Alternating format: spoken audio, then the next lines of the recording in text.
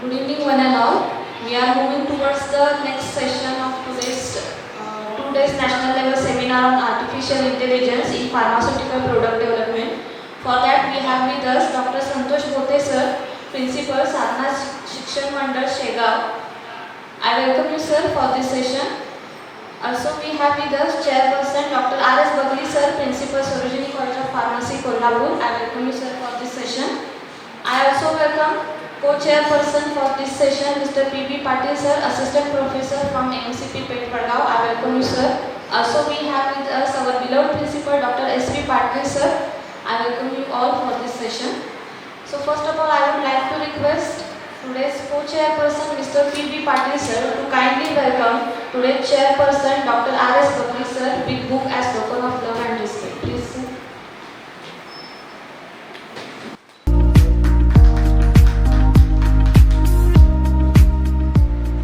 Thank you so much, sir. You may have your seats, please. Now, I would like to request the co-chairperson of this session, Mr. P.B. Patil, sir, to kindly introduce us about the chairperson of this session. Please. Dr. R.S. Bagli, sir, Principal, Sarojini College of Pharmacy, Kolhapur.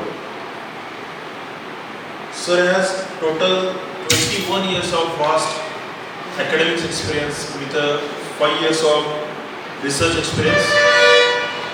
Sir has guided around 6 postgraduate students. Also, sir has published around 19 papers in total national and international journals. Sir has 2 patents under his belt. Also, sir has published 2 books and book chapters. With this, sir has also hosting currently as a principal in the most reputed institute, that is Sarojini College of Pharmacy, Kolhapur. So, with this short introduction, I welcome Dr. R.S. Bagli, sir, from behalf of Ashokramani College of Pharmacy, Petrodagaon, and I request today's chairperson, Dr. R.S. Bagli, sir, to introduce today's eminent speaker. So, I request Dr. R.S. Bagli, sir, to please proceed with the session. Good evening, Dr. Santosh Bothe, sir. Hello, sir. May I audible? Yes, sir. Hello, sir. Yes. Yeah, thank you. It's my privilege to introduce today's resource person, Dr. Santosh Bothe, sir. Sir is a PhD and postdoctoral fellow of University of Rome, Italy. Sir is also fellow of City University London and Young Scientist Awardee by European Commission. Sir is a co-founder of AI Sense LLP startup, which is funded by DBT, Government of India, supported by SGARC and Sign IIT of India, Mumbai. Currently, sir is working as a principal at Saraswati College, Shegaon. Sir has mentored more than 35 startups. Few of them are Kiga Ice Cream by Kiran and Ganesh, Shurur, Pune.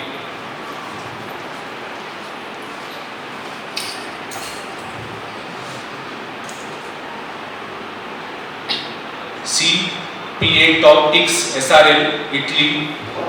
Content Well Mumbai. YOLO Clan and many more patents under Sir's belt. Sir is having research includes decision-making architecture of the human brain, digital diagnostic technologies, machine learning and artificial intelligence. Sir has obtained patents of biosignal analytics, digital biomarkers for disease screening, pulse pattern analytics, and a patent for smell and taste printer is in process.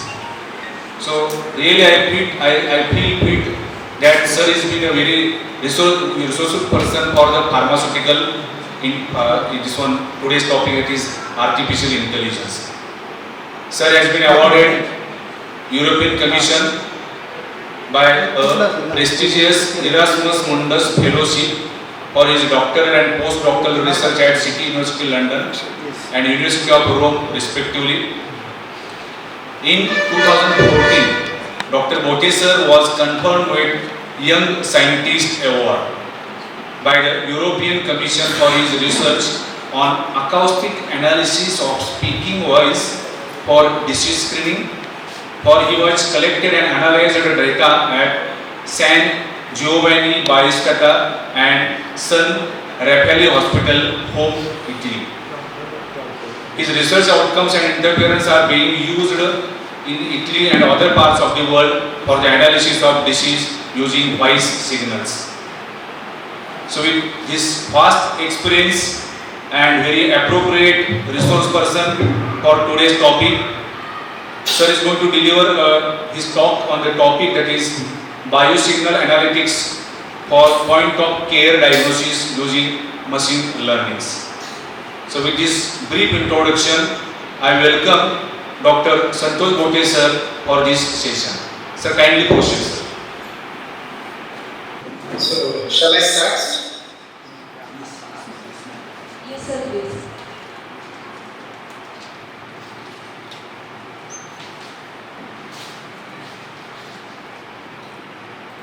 Okay. Good afternoon, good evening.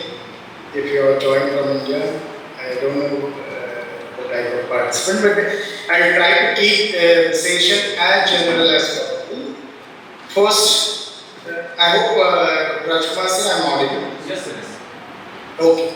So, let me first explain to you what I mean by objective biosignal analysis.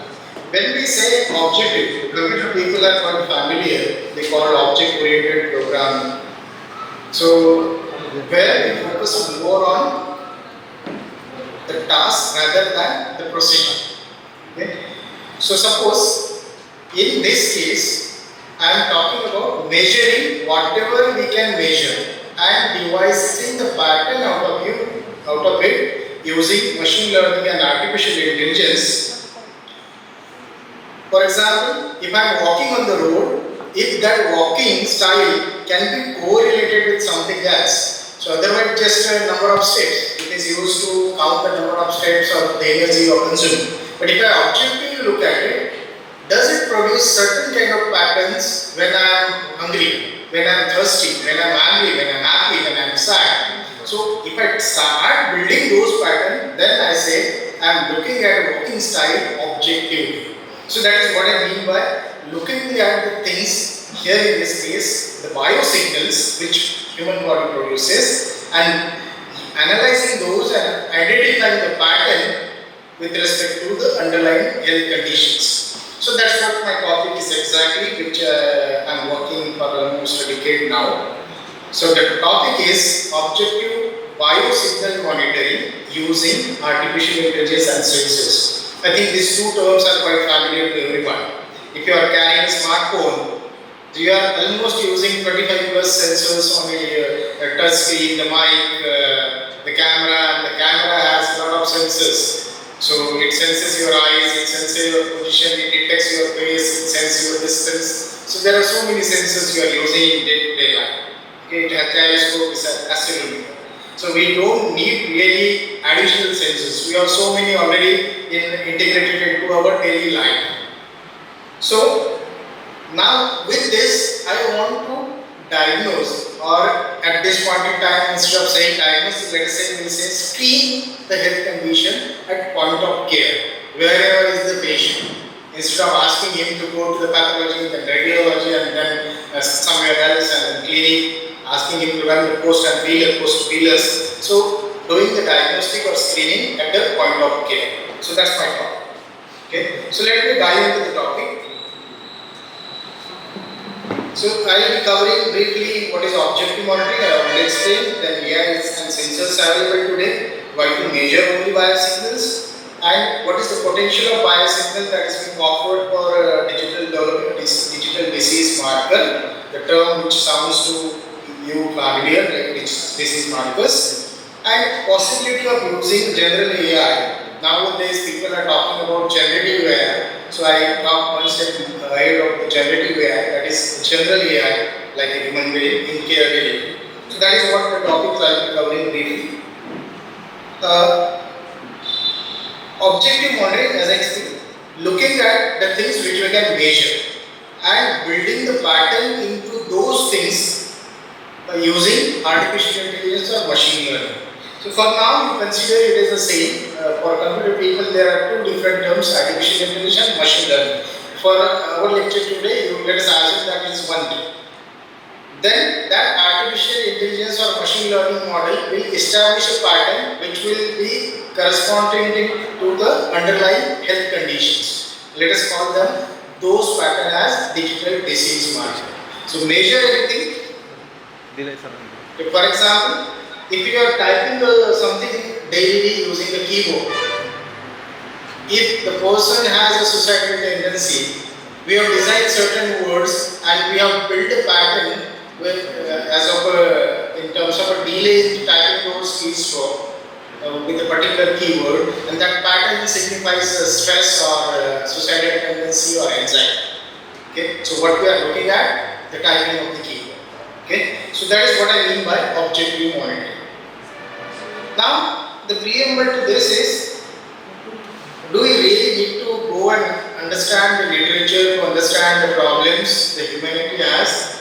I feel no, because the United Nations, more than 150 countries came together and they identified a problem to entire humanity, and they have listed this as actions to be performed. Each of the actions has 100 plus problems inside it. One problem out of that if you have taken, so it amounts to 100 plus PhD. So multiply this 6627 into 100 into 100, that many PhD topics we already have. So we need not to reinvent the wheel. Just look at the documents which SDG has given us, Sustainable Development Goals. And fortunately, life science overlaps with many SDGs. The first and the obvious relationship is 3, that is good health and well-being. The health is being taken care, but the well-being is mostly the ignored part, particularly in countries like India. So there are other goals as well. So let us not dive into the SDGs, focus on our topic. So what is AI or what is ML or machine learning?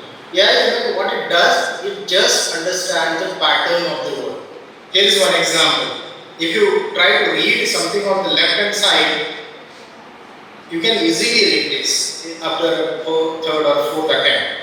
This message, if I give the hint, the first word is this and then message. So how we are able to read? Actually, there is no this written here.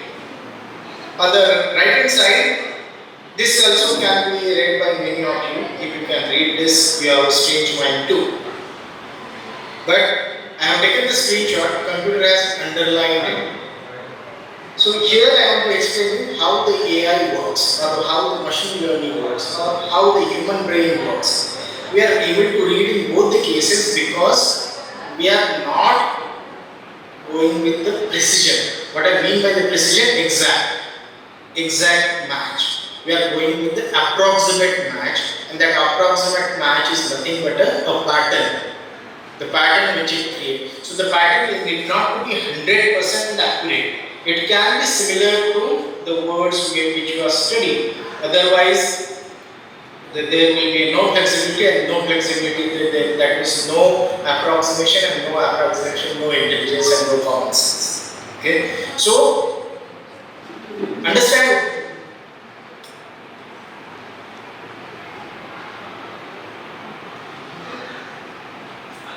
With this example, at least we can believe it works on a pattern. It identifies the pattern, nothing else. So in machine learning or in computational language, we call it as a distance. How this particular word is different, how suppose I calculate a vector distance, how similar or how different it is than what is there inside my brain. So that is what, for doing this, we have thousands of algorithms. So all these algorithms just measures the distance between the input and what is there inside your brain, the pattern that is inside your brain. So let us take this forward. So if you try to read this, the word which appears at the bottom, probably many of you will not able to read.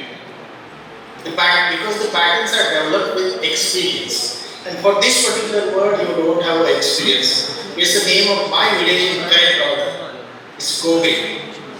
So many of you might have tried to find out Gandhi or something because you don't have a pattern. So once the systems are exposed, it builds the similarity or it identifies difference, and based on that, we take a decision. We make it may be intelligent decision like basic diagnosis, drug design, or clinical diagnosis, or driving the vehicle, or cooking the particular dish, anything in real life. That is what our brain does. So basically, it's based on what I want to do here. That is based on some or other kind of pattern matching.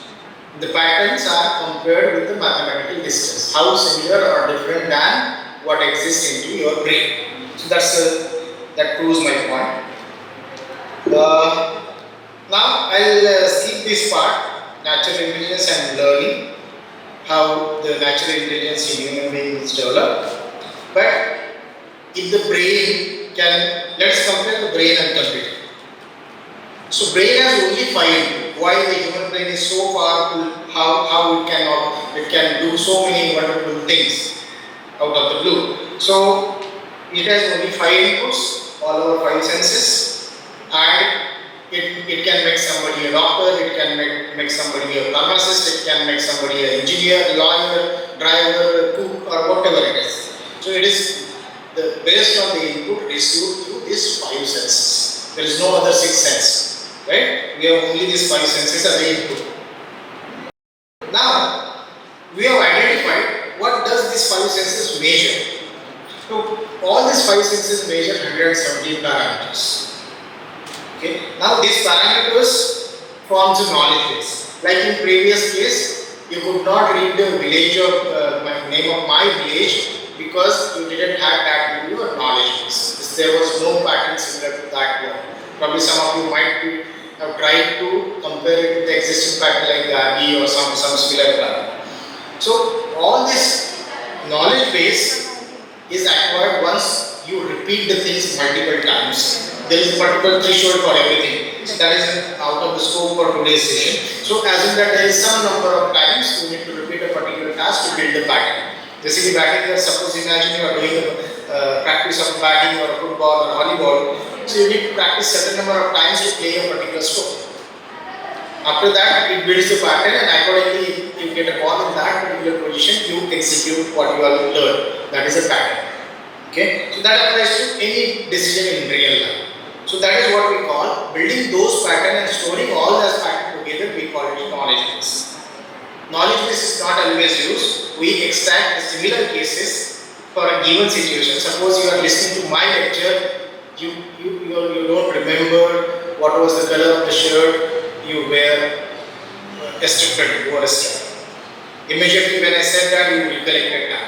So because you fetched that, so you don't remember the color of the door of your house. Now you immediately fetch that. So that is now into your case-based database. So based on input trigger, whatever you get into your working memory, that is what we call case-specific data. In exactly similar way, we are trying to build machine learning. So that is how the human brain works. This is again I will skip in the interest of time. Suppose we develop. If I draw a line on your, let's say, hand and ask you how many millimeter line I have drawn, instead I draw it on a touchpad and ask the computer what is the length of the line. I show you 10 images and ask you what is the difference, and I show same to the camera. Likewise, all other 5 senses. Who is going to be more accurate? Obviously, the computational data is going to be more accurate. That is what it takes, as I showed in the previous slide. So it acquires the values of the parameter that stores inside the brain. Based on that, which builds a pattern, and based on the pattern, we take a decision. So if that is the case, now we can bring this mechanism into computers. And I believe the computer will be more powerful in that sense. So let us move further. Let us understand how it works. What it does, traditionally, when we program the system, what it does, if we do the rule, if this is the case, then do this. So we pass rule and the data. If the temperature is this, then turn on the air conditioner. Okay, and it uses the answer, whether air conditioner is on or off. If there are 10 people for the tea, put 1 liter of water. So that is 1 liter of water is the answer. So we give a data, 10 people, and rule is 10 100 ml for 4 person, right? So it gives me 1000 ml for 10 person. So rule, data, that is input, and answer is the output. In machine learning or artificial intelligence, it's exactly opposite. We give historical data and answers. For example, assume that you have symptoms and the health answer is based on that symptoms, what is the health condition. So you have historically collected data of let's say last 10 years, and when the person has a particular symptom and what was the diagnosis. Now we give it to the machine learning model. What machine learning model will do? When the particular symptom has a particular value, what was the most frequent diagnosis? And it will build a rule out of it. So if the temperature is this, blood pressure is this, and CBC count is this much, and the hemoglobin level is this much, and the patient is experiencing chills and shivering, then it's a malaria or typhoid. Right? So it builds that rule as output. How it has built that rule? It has analyzed the historical data. From historical data, it has identified what was the pattern of having a particular outcome, and for that outcome, it has designed its own rule. So that is how the rule. And if you put the values of the unknown disease in this rule, then it will try and match that the historical data, and it will tell you what is the diagnosis. Okay, so that is how the AI system works. So here is one example. The traditional system works like this. In first case, probably speed is less than 4, walking. Speed is less than 4, yes, it is running. Third condition we can identify. But for this condition, we cannot identify what is it. So in such case, how AI works? Let me show you. What AI does, it builds a pattern of all movement, and that pattern, so this pattern will be similar to walking, this pattern will be similar to the running, this will be with biking, and we can classify any movement. So that is how basically AI works. It will compare the incoming input whether it is similar to this, that means walking, running, biking, or golfing, or any other action. So it compares to which it is more similar, which it is more closer. Minimum distance between the pattern you have measured and pattern that exists into your knowledge base. Okay? So that is how fundamentally AI works or machine learning works. जितने भी machine learning algorithm है, all the measures the similarity or difference. Though we have thousands, don't get confused.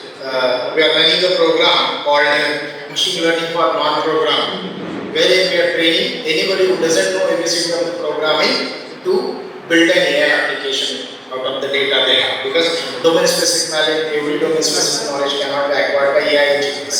So domain specific people need to be involved. They need to be trained for using AI for their use cases. So that is how. So fix in your mind for my remaining explanation that AI or ML is nothing but there are numerous ways of comparing the patterns. That is the different techniques of AI. That is what you can remember with this example. Okay. So you have mastered the AI now, at least a definition. What is AI? Finding a similarity or comparing difference. That's the AI or ML instrument. Okay. So how patterns are useful? Let us probably come with the pattern which you are familiar with. The pattern which you are familiar with, like the most frequent used pattern is your cardiac pattern. So as you can see here, imagine I have a statistic which says that almost 58.6% of cardiologists across the globe have suffered the cardiac arrest. They couldn't realize it. What does that mean? They couldn't understand the pattern in time. one out of that is Mr. Abhay Bang. If you can read his book, Maza Sakshatkari Rudayo, I don't know whether it is translated in other language or not, for the non-native Marathi speaker. But specifically, what does this means? What this use case means? That we are missing the many patterns in life science, many biosignal, heart rhythm is one biosignal. Look at this objective. So now we need to look at from a different perspective. I hope I am audible. I am not alone speaking. Yes, sir. You are. Okay. Thank you. So because in the remote mode, sometimes we get a feel that I am the one who is what is speaking. Anyway. So now, how these patterns can be built? Here we have a device. Let us call this device stethoscope as a sensor. Let us not call it a stethoscope. Because it senses some kind of voice, it some kind of auscultates our body, it senses your respiratory sound, cardiac sound, even digestive system sound, and if the doctors are expert there, they can sense different sounds. Okay, so this stethoscope is nothing but a sensor. So look at this data. Suppose I am stressed, will there be a change in the pattern, the way my heart beats? If I am hungry, whether there will be change in the pattern, the way heart produces sound. If I analyze, let me tell you, there are 6,000 plus characteristics to the voice, any voice. If I compare all these 600 characteristics, 6,000 characteristics, definitely it is going to tell me the bioavailability of a particular drug. If you go and analyze that level. So stethoscope is not a stethoscope. Consider it as a sensor. What it can do, it can measure 6,000 characteristics in a second for cardiac sound. Similarly, respiratory sound, digestive sound. Can this digestive sound be recorded and analyzed and understand what kind of metabolism is going on, or what kind of digestive process is going, what kind of enzymes are making what kind of sound? Because we have very high resolution. Let me tell you the resolution. When I will show you the voice analysis for this screen, that there I will explain the resolution in detail of the voice. Okay. Now, what are the sensors are? Now, I hope everybody is familiar with what AI does and what patterns or biosignal means to AI and how it acquires the data. Now, what are the possibilities of acquiring the sensors?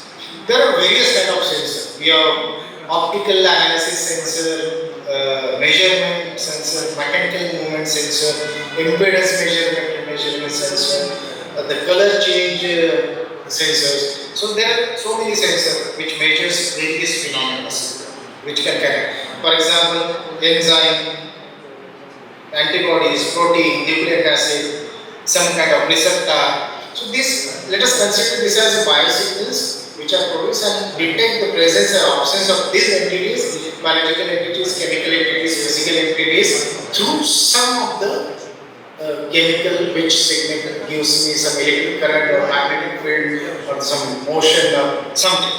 Okay, so we measure that through various kind of sensors. So these are the chemical entities or biological entities which can be measured and they can be transferred into equivalent digital or analog signal, and this mechanism is nothing but a sense. Okay, now you have understanding how the sensor can measure and what sensor can measure. Probably you might have came across various articles which talks about the sweat sensor, which talks about your glucometer which senses the particular molecule. We have a smoke detector which senses the particular chemical entity or particular gas or particular chemical component. So we have sensors on it. I am not focusing on all these sensors. My area for the last decade is these 6 biosignals. One is voice, speaking voice, the one which I am producing while speaking. Then stethoscope sound, as I explained, ECG, optical phase and medical image. Optical phase image, if you go to the expert endocrinologist, looking at a face texture, experienced endocrinologist I am talking about. not early stage endocrinology. Experience means those who are having 25 plus years of experience in endocrinology. Looking at face, they will tell you whether what is wrong with which endocrine system, okay, which the organism or organ of the endocrine system. Okay. There is a specific texture, the oiliest texture, the driest texture, the dullest texture. So they can easily identify. So jaundice, probably if you are connected with the rural area, there are many people who can detect jaundice just by looking at your eyes or face, whether you are jaundice, right? So oxygen starvation can be detected on face itself. So like this, there are 17 health conditions which maps to your face. The pulse, I did assess over 72,000 patterns, but I could only establish 3,600 so far. Each of these patterns corresponds to health condition. And the motor movement, fine and gross. These are the 6 bias points which I will briefly cover. And if there are somebody who is interested, definitely we can collaborate and work. So my objective of delivering this session is looking for a collaboration. Maybe in the form of the internship, maybe in the form of a joint research project, maybe in the form of joint PhD topics, or wherever it is possible and whatever way it is possible. Okay. So now brief about voice. So I see the chemistry and the pathology of the voice. There are various factors as indicated on the slide which affects the voice production of the vocal. Let me come to the physics of the voice production. There are 18 points as you see in the right figure. So for like 1, 2, 11. So I have numbered it with a specific purpose 1, 2, 3, 11, 12, 13, 14, 15, 16, 17. So there are total 18 points which contributes to giving the shape, the airflow which comes out of point number 11, okay, through the lungs. Now imagine a flute, basuri. Depending on how you are blowing and from which hole the air is coming out, it gives you different music. Okay. Similarly, this airflow is incident on the different point like this. Okay, depending on the word you are pronouncing. Now, this gives the specific characteristics. Modify each of this point modifies the specific characteristics. If you look at these tissues, all the 18 tissues are different in nature. In a way, they represent entire human body. Thereby, the pathology and biochemistry associated. So, going further, what we do with respect to this 18 point, but each point we record 6,300 characteristics of the speaking voice. We have designed a script which person has to read, and the script is designed keeping in mind it makes the airflow incident on this 18 point at least for 3 seconds in a particular order. So we have 2 ways, read and repeat or listen and repeat. Okay. So those who can't read, they can listen and repeat. So what wonderful outcome it has produced. We analyze various markers, so I will not go into mathematical part. There are various factors which we extract, and all together they give rise to like male frequency, inverse male frequency, and these are the factors.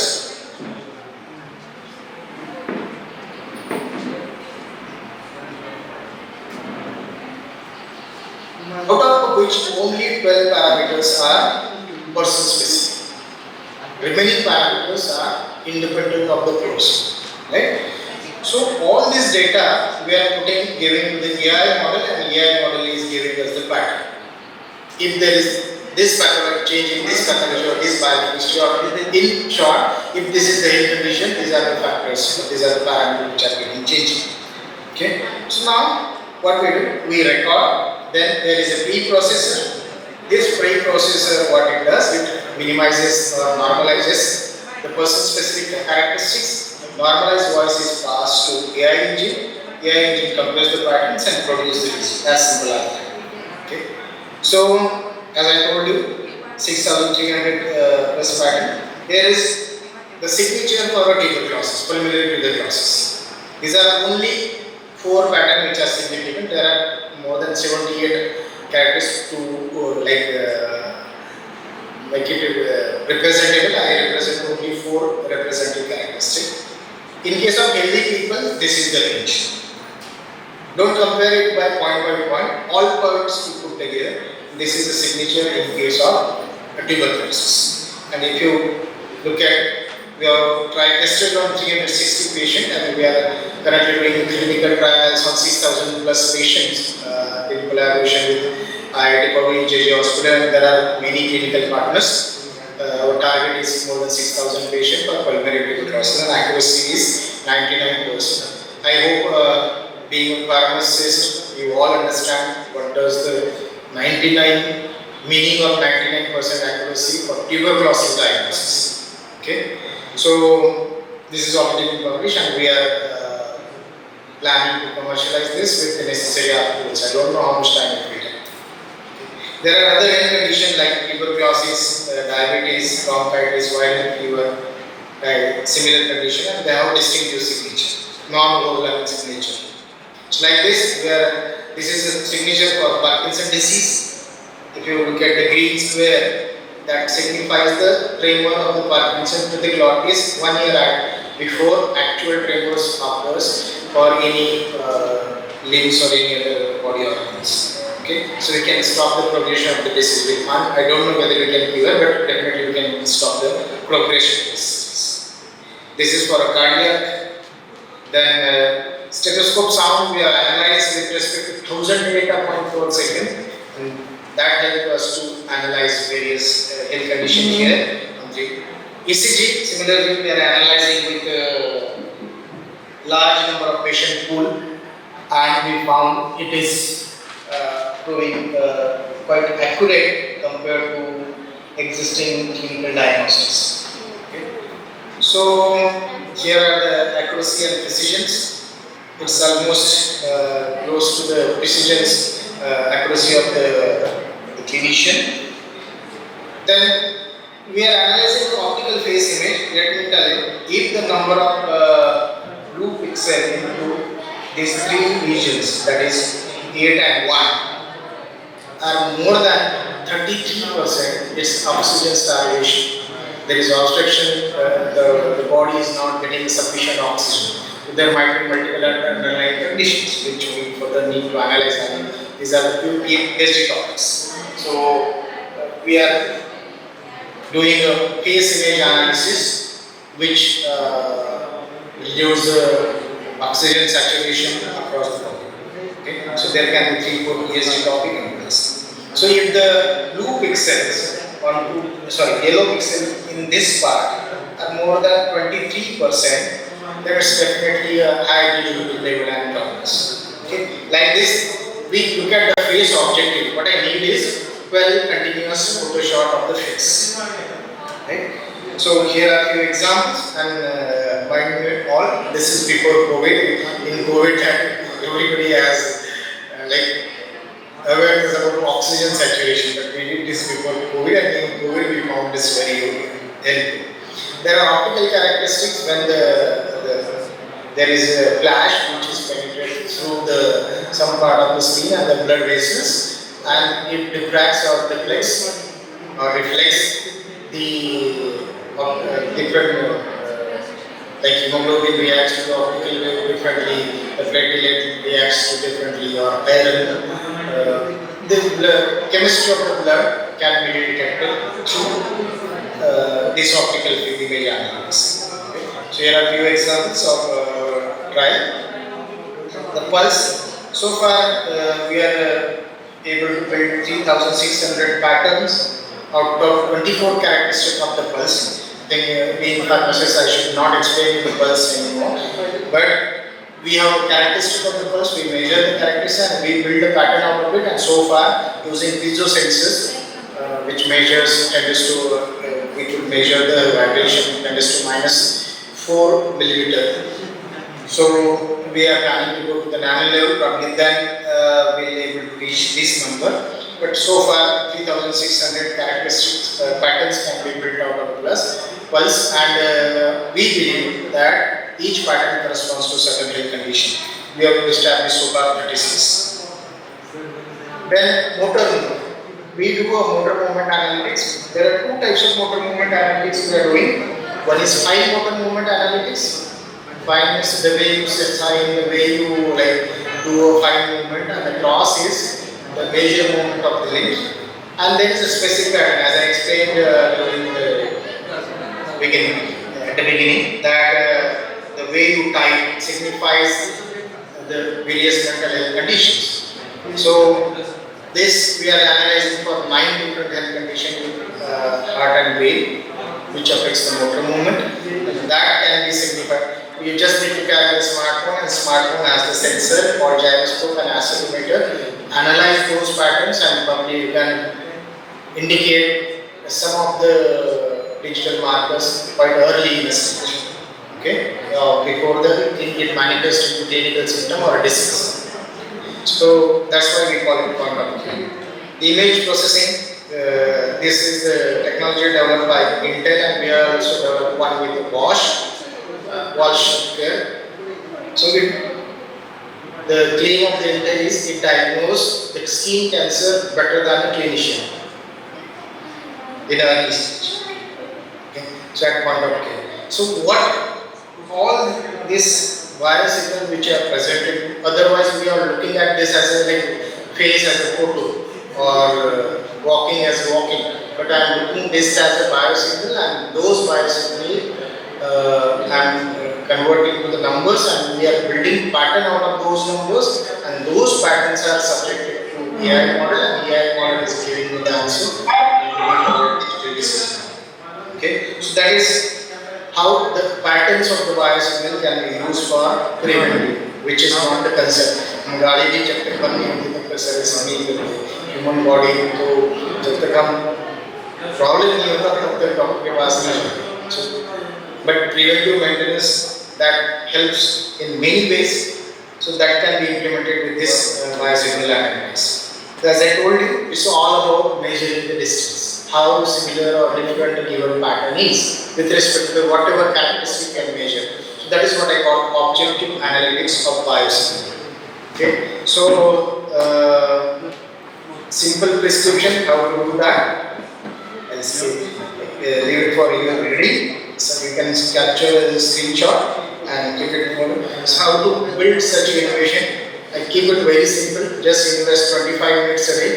You are a pharmacist, so I put in form of doses 10, 5, 5, 5. So 10 minutes of search for any biosignal you would like to measure.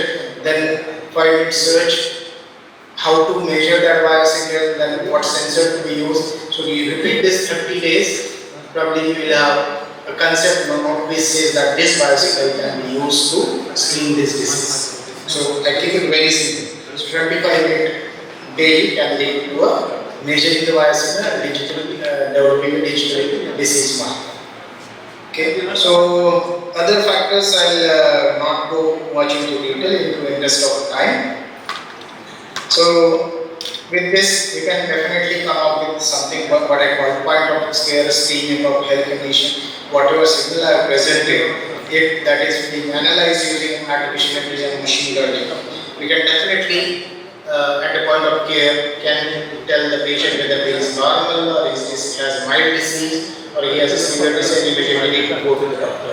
So that will save many lives. That is what I am doing. So, but our limitation is this. This is awarding a picture of Times of India competition. It's not my own picture. This is what I call approach. If we avoid this subjective approach, probably with the objective approach, we can build many digital markers out of the biosignal, whatever biosignal we can measure. So that's all from my side for today. Thank you very much. And apologies for being a little fast in the interest of time. Thank you. I know that you are listening to many people, eminent people this morning, so I don't want to trouble you more even after this. That's all from my side. Thank you very much. If there are any questions, I will come to questions. So I am just passing this question to you, sir. Hello, sir. Hello. Yes, sir. Please. Yeah. So there is one question from audience here.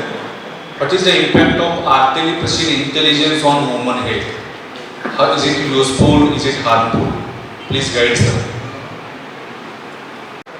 So, as I explained during the talk, the artificial intelligence can be used in multiple ways. So, it can be used in treatment, it can be used in diagnostic, it can be used in screening. It's a tool. For example, if you are giving some drug to a patient and you want to understand the bioavailability of the drug, and it is impacting some of the bias. So amount of impact it causes on to, let's say in my case, voice or motor movement or any, so can help us to detect bioavailability of the drug. So that's a therapeutic application. There are certain characteristics or there are certain patterns which otherwise is impossible to detect without artificial and machine learning can help. So with this, I just sum up and I thank Dr. Santosh Bothe sir on behalf of Ashok Ramani College of Pharmacy. I also thanks the coordinators on myself. That is, they have given me an opportunity to be an anchor, the chairperson. So thank you and order. Thank you, sir.